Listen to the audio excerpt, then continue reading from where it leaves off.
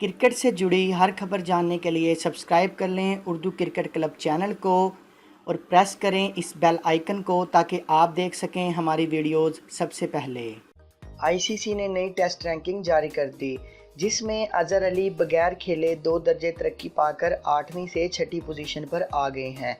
Ranking बल्लेबाजों में Steve Smith पहले, जोए रूट दूसरे, केन विलियमसन तीसरे, चेतेश्वर पुजारा चौथे और विराट कोहली 5वें नंबर पर हैं।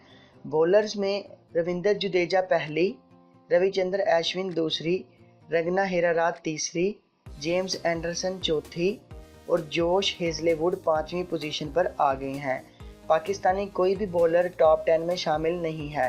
यासिर शाह की 14वीं पोजीशन है।